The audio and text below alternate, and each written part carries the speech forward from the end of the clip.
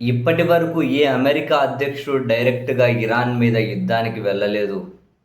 కానీ నేను పెద్ద తోపును అని చెప్పినటువంటి డొనాల్డ్ ట్రంప్ ఇరాన్ మీద దారుణంగా యుద్ధాన్ని మొదలెట్టి ఆ దేశ సుప్రీమోను చంపేగాని ఇంకా దారికొచ్చేస్తదని చెప్పి ఒక చెత్త ప్రణాళికలు వేసుకొని ఇప్పుడు 50 రోజులు దాటిపోయి ఆయన చెత్త ప్రణాళికలు, కంపు మాటలు, నోటికి ఏదొత్తే అది, సెకండ్‌కో మాట, గంటకేడు మాటలు మొత్తం ప్రపంచాన్ని అస్థిరతలోకి నెట్టేసి ఇప్పుడు ఏం చేయాలో తెలియక తన దేశంలోనూ చీదరింపులే, ప్రపంచం నుంచి చీదరింపులే.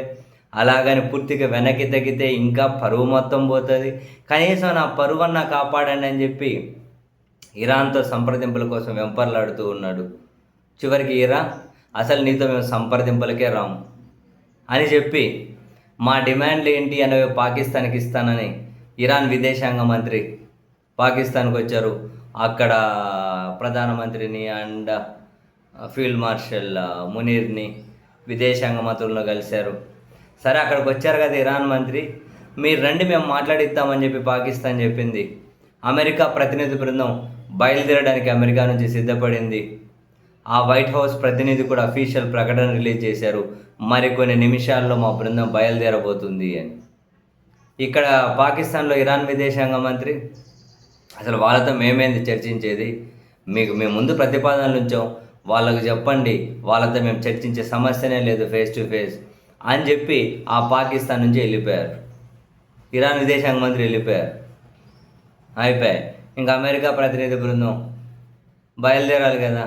ట్రంప్ అలిగాడు, బొంగమూతి పెట్టాడు. ఇప్పుడు మేము ఎవరితో మాట్లాడాలి? అడిగి పోయి ఇరాన్ వాళ్ళు లేని మేము ఏడో మాట్లాడదాము, 18 గంటలు ప్రయాణం చేయాలి, 18 గంటలు ప్రయాణం చేసి ఆడికి పోయి ఏంది చర్చించేది, ఏదంటే ఫోన్లో మాట్లాడుకుంటాంలే, మా ప్రతినిధి బృందం ఏమి వెళ్ళట్లేదు అని. ఇంకా ప్రత్యేక విమానం బయలుదేరడానికి రెడీ, 1 2 3 స్టార్ట్ టేక్ ఆఫ్ అవుతుంది అనుకున్నప్పుడు వాళ్ళని మళ్ళీ వెనక్కి పిలిపించేసింది. ఆడ ఊర్లేరు కదా మాతో మాట్లాడడానికి, మేము ఏం పోయి మాట్లాడాలి అని. అదేదో ఉందే సినిమాలో, నేను అలిగిన బొంగమూతి పెట్టిన, ట్రంప్ కూడా అలిగినాడు బొంగమూతి పెట్టినాడు. పెట్టి ఇప్పుడు ఏంది నెక్స్ట్? హర్మూజ్లో ఇరాన్ నుంచి వచ్చిపోయే నౌకలు నేను బంధించేస్తా రానియను. అక్కడ ఇరాన్ హర్మూజ్ జలసంధిని బంద్ చేసే వాళ్ళ దగ్గర ఈయన వీళ్ళ మిత్ర దేశాలకు సంబంధించినటువంటి ఆటికెళ్ళి జలసంధిలో ఇంకొక వైపు ఉండి ఇరాన్కి వచ్చిపోయేట్టు బంద్ చేస్తా. అది ఇరాన్కి నిండా మునిగినానికి సరైంది. ఇరాన్ ఇప్పటికే మునిగింది, వాళ్ళు భయపడే రకమే కాదు. మరి ఇప్పుడు ప్రపంచాన్ని తీవ్రంగా కష్టాల్లోకి నెట్టేస్తూ ఉన్నారు. ఆంధ్రప్రదేశ్ నుంచి అమెరికా వరకు గ్యాస్ కష్టాలు, చమురు కష్టాలు తీవ్రంగా ఉన్నాయి.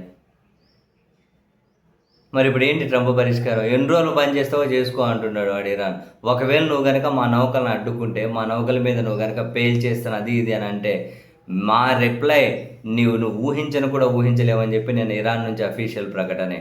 ఇరాన్ ఏమన్నా మాట్లాడితే నమ్మే పరిస్థితి ఉంది, అమెరికా ఏమన్నా మాట్లాడితే వాళ్ళ మాటలు ఎవరు నమ్మే పరిస్థితి లేదు. 50 రోజుల్లో తలకిందులు అయిపోయింది. ఇరాన్ ఏమన్నా మాట్లాడితే వరే మా మాట్లాడిన దాంట్లో వాడు సగమన్నా చేస్తారా బాబు అనే ఒక అభిప్రాయం కలుగుతుంది. అమెరికా ఏమైనా మాట్లాడితే ఇప్పుడు మాట్లాడారా, సరే నిమిషం తర్వాత ఏం మాట్లాడతారో చూడండి అని ఎత్తుక్కోవాల్సి ఉంటుంది. ఇప్పుడు మాట్లాడిందంటే నెక్స్ట్ మళ్ళీ గంటకు అప్డేట్ చూసుకోవాలి, మళ్ళీ మాట మార్చింటారు అని. మొన్నసారి 1 గంటలో 7 పోస్టులు పెట్టాడు మాటలు మార్చుకుంటూ ట్రంప్ అఫీషియల్గా. ఇట్లాంటి వాళ్ళు అమెరికా అధ్యక్షులట. ఇరాన్ మీద యుద్ధం చేస్తే, ఇరాన్ మీద అటాక్ చేస్తే ప్రపంచం ఎలాంటి పరిస్థితులకు వెళ్తుందో మిగిలిన అమెరికా అధ్యక్షులకు తెలుసు కాబట్టి, మిగిలిన వాళ్ళకి తెలుసు కాబట్టి ఎవడు డైరెక్ట్ పోలే.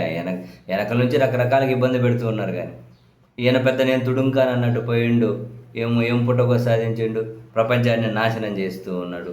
వాళ్ళ దేశంతో సహా ప్రపంచాన్ని నాశనం చేస్తూ ఉన్నాడు. ఇప్పుడు ఇరాన్కి అమెరికాకి ఏం తేడా లేదు, ఇద్దరు మునిగిండ్రు. ఇరాన్ ఎప్పటి నుంచో మునిగే ఉంది వీళ్ళ ఆంక్షలతోటి. ఇప్పుడు వాళ్ళ మీద యుద్ధం చేసి అమెరికా కూడా మునిగింది. ఏం సాధించారు? బొంగు భోషను ప్రపంచం ముందు పరువు తీసుకొని అరే ఇరాన్ మీద యుద్ధం చేసేకి వీళ్ళ సగం బలం అయిపోయిందంట. ఇంకా వేరే పెద్ద దేశంతో వీళ్ళేంట్రా బాబు తట్టుకునేది? ఎవడు బలహీనుడిని భయపడేవాడిని బెదిరించుకుంటూ మిగిలిన వాడిని కంట్రోల్ చేసుకోవడం తప్ప వీనికి అంత సీన్ లేదని చెప్పి చాలామంది ఒక అభిప్రాయానికి వచ్చారు ఇప్పుడు.